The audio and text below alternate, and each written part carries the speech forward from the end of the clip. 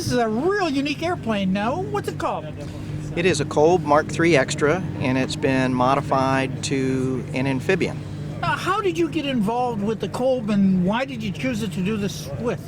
I've played with Kolbs for 12, 13 years and have built several, one of which was the Firestar, and then progressed into the Mark III and now the Extra. And I've always done amphibian conversions on them. We got a lot of water and lake flying, and it's the ultimate here in Florida. Now, how have you found the airplane kits coming out of the factory? Basically, this particular airplane was built as a land plane from the factory and its origin, and I kind of knew from experience what I wanted to do with it in modifying to the amphibian configuration based on past techniques and things that we've done, and so I had some designs and plans and incorporated them into this, and it is what it is today. It's turned out really nice and met my performance goals. Now, performance-wise, what kind of power are you using on the airplane?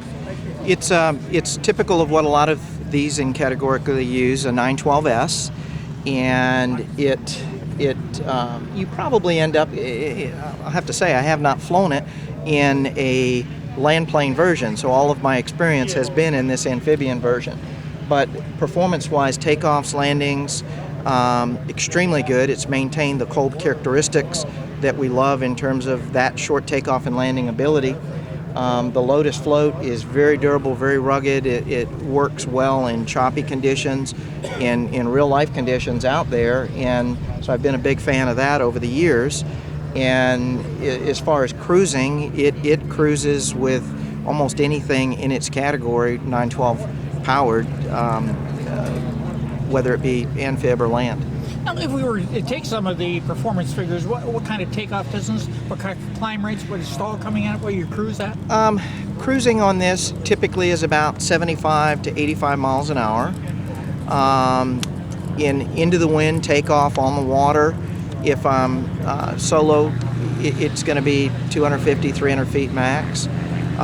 Climb out performance is outstanding. I can do 800 to 1,000 foot a minute in climb.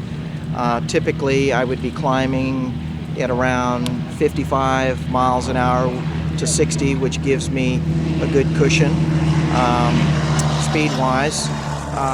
This particular plane I built with full flaps, so on landings, we've tested just cruising. I can get down to as low as about 35 miles an hour, sitting there just hugging a stall over the water, so it has still a good bottom end speed range. Now, building time, how long did it take you to get this to the extent that you've got it now?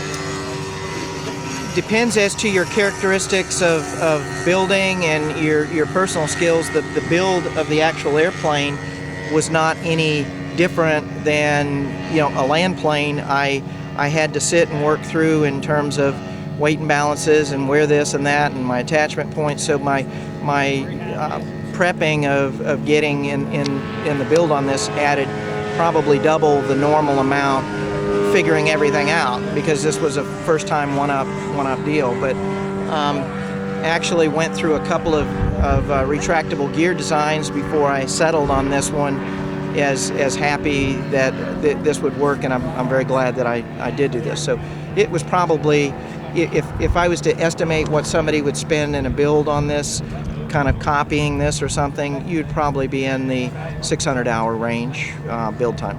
Now, modifications to the landing gear, then you've taken something that Full Lotus had and modified, or No, something you designed? everything was scratch built on this. The Full Lotus float for this particular plane, Lotus worked with me a little bit. It was a mono 2700, their 2700 float, and we modified that at the factory and shortened it to fit this application the way I wanted. And then on the gear, I had to take, this was designed as a land plane, and I had to take the gear and incorporate into the space that was never designed for gear to fit a full retractable structural system tying into the chromoly fuselage.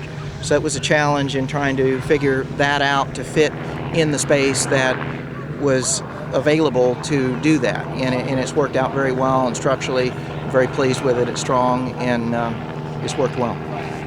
So you've done a little bit of modifications to the wing in order to accommodate what you've done here?